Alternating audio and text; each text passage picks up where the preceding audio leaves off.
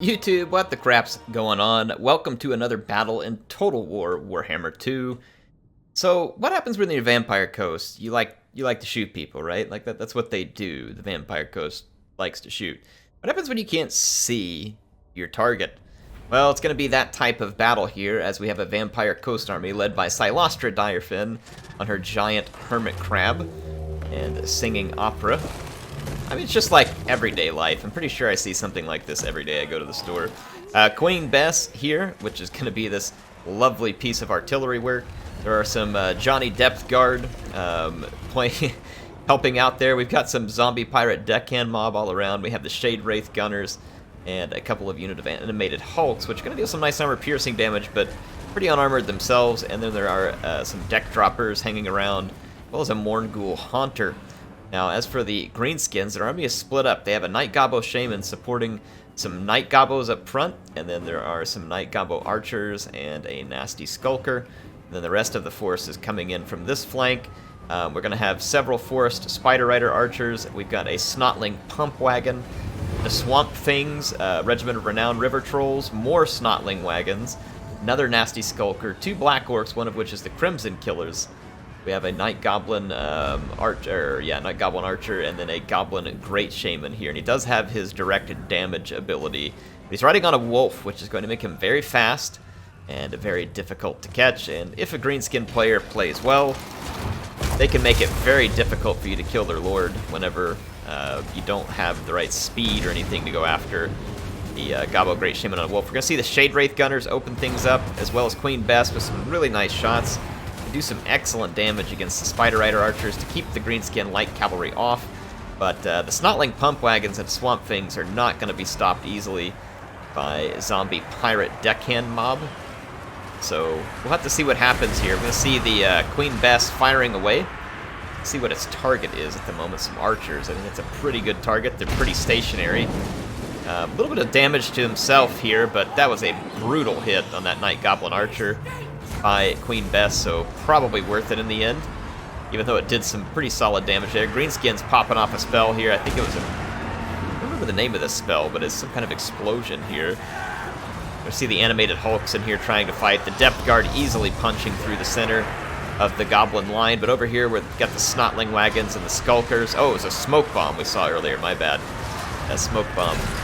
And we've got the Crimson Killers and the other Black Orcs headed in. Now, Queen Bess will definitely want to pay attention to these two Black Orcs. In fact, they're running in a very dense formation here. It would be a great target, but there are a lot of units attempting to attack Queen Bess. But kudos to the Vampire Coast player. Whoops, accidentally went under the map. They did get a really nice shot in on the Crimson Killers there with Queen Bess, so that will pay off very quickly if it can continue.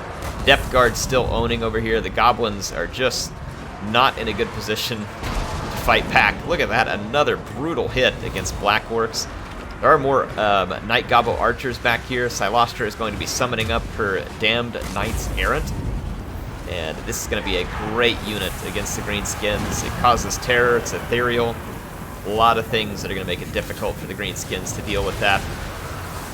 So, pretty good play so far by the Coast, even though they didn't get a lot of range shots by the Greenskin. Even after they closed the ranks here, really like Queen Bess, like staying on target here and getting damage done, because this is an expensive unit, and that's what you need to do with an expensive unit like that. Depth Guard are way off out here, but they are chasing infantry, and we'll probably be able to get some fights that are relevant to them. Bess just continues to land good hit after good hit. Mournghoul Haunter here dealing with the Swamp Things. The Haunter is just not taking much damage from Swamp Things, and it can heal fast enough that it's just really not much phased by what's going on there. Let's see another big shot come in here. Woo! These Greenskins are feeling it. And not in a good way. Cylostra calling in another summons here. This one's going to be a Rotting Promethean.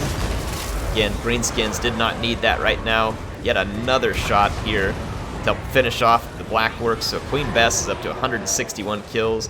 Really doing a spectacular job. And the Greenskins now really just don't have anything that can kill Cylostra, nor the Mournghoul Haunter. So at this point, it is kind of a foregone conclusion that the Coast is going to walk home with this one. I have to admit, when I saw the army of the Greenskins here, and knowing that the coast wouldn't be able to shoot much, I kind of wondered whether or not the coast would be able to hold out. There's a couple of key things here I think that are pretty important. This depth guard, it may not end up with a ton of value. I don't know what it's going to get, but I mean, this unit has been tremendously difficult for the Greenskins to deal with. It has 153 kills and wrecked multiple infantry units right at the front, so it has done a great job. The animated Hulks, not a unit that the Greenskins were particularly well prepared for here. The light cavalry could have potentially dealt a lot of damage to him, but they were getting hammered by Queen Bess and the Shade Wraiths, so that just wasn't going to happen. So yeah, and I don't know, it's interesting here. The Greenskins had all the stuff to punch through a line. I feel like maybe what they were lacking here in choice was a little bit more anti-large. Like, I'm not really sure that the Greenskins had significant enough anti-large, and the coast can definitely bring some nasty large creatures. This Morgul Haunter is one of them. Cylostra, standard, rotting Leviathans, rotting Prometheans, Mornghuls. Like, there's all kinds of stuff that you need to have some anti-large whenever you come up against the coast. Oh, Necrofex Colossus. Yeah, there's all kinds of things you need to be prepared for, and I don't think the Greenskins had the right play here when it came to the anti-large, because Coast is just walking all over him. Look at this depth guard out here, still alive somehow through all that. Some of the Black Orcs did come back from routing, but that's not going to happen. And now the Morgul gets combined with the animated Hulks, and the Swamp Things are going to just get buried. They won't be able to do the damage that they need to finish that. Then back here, some Snotling Wagons and the Gobbo Great Shaman trying to get rid of some just deckhand mob. It's taken quite a bit of work for the Goblins just to get rid of some of the cheap units. They will certainly be challenged to get rid of these really tanky units now. Nice play here. What little archers the Goblin player has left. He's got him in here, and he's firing away at the big units, trying to cause the damage needed. But Queen Bess managed to survive all this and got yet another shot off. 177 kills. Is crumbling because of the damage sustained. So Queen Bess won't last much longer, but I love how even when it won't last much longer, getting these final shots off, really trying hard to get that value in there for Bess. But that is going to be the end. These Night Goblins get in here and finish off the crew, so old Bessie is going to remain silent for the rest of the battle after having done a pretty stellar job, I think. So the Spider Rider archers are going to get beaten down here, and you're going to see the Goblins kind of regroup some of their last stuff and attempt to go make a stand over here, like to get rid of the depth guard, which they will finally be able to do. But by the time they do it, the remainder of the Vampire Coast is going to be bearing down on them. They're going to be in big trouble. This Gobbo Great Shaman on a wolf just doesn't pack the punch. And I can understand why you probably didn't want your leader on something large, because if the coast brought Carronades or Necrofex Colossus, you just get killed really bad. So I kind of get why the Greenskins didn't want to bring a lord that would count as a large target or make an easy target, but at the same time, just not enough anti-large here. Not enough anti-large. Again, just my opinion. You all tell me what you think. Good game by Stormrunner, though.